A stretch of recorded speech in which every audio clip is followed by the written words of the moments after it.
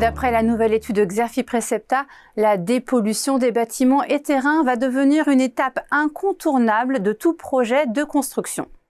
La pression démographique et les limites à l'artificialisation des sols obligent désormais les promoteurs à réhabiliter des friches industrielles pour développer leurs programmes. Le marché tire aussi avantage de la réindustrialisation et de l'essor de la logistique, les infrastructures nouvelles étant construites de préférence sur d'anciens sites. Il bénéficie également de l'intérêt croissant envers les projets de recyclage urbain.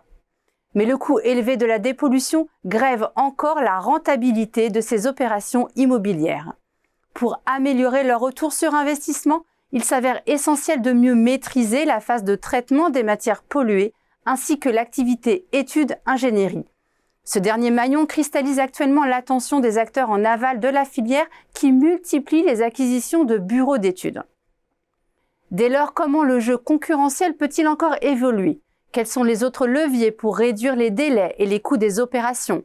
Les experts de Xerfi ont à ce titre analysé les leviers de croissance et d'optimisation activés par les acteurs de la dépollution des sites et sols pollués.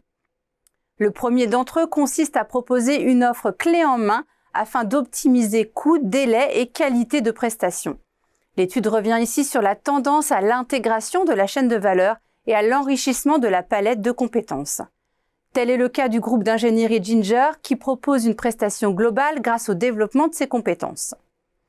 Deuxième stratégie à l'œuvre, celle de l'amélioration des procédés de traitement des sites et des sols pollués.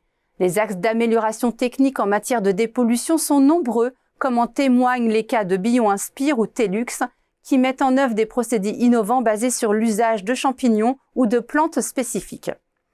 Le recentrage sur des marchés porteurs constitue la troisième des stratégies à l'œuvre. Des segments tels que la réhabilitation de sites énergétiques, le désamiantage de trains ou de navires sont ainsi autant d'opportunités de croissance pour des acteurs comme DI Environnement et le groupement Cardem. Enfin, dernière stratégie décryptée dans l'étude, la diversification des débouchés géographiques, que ce soit au sein des frontières du pays, c'est-à-dire dans les différentes régions, ou à l'international.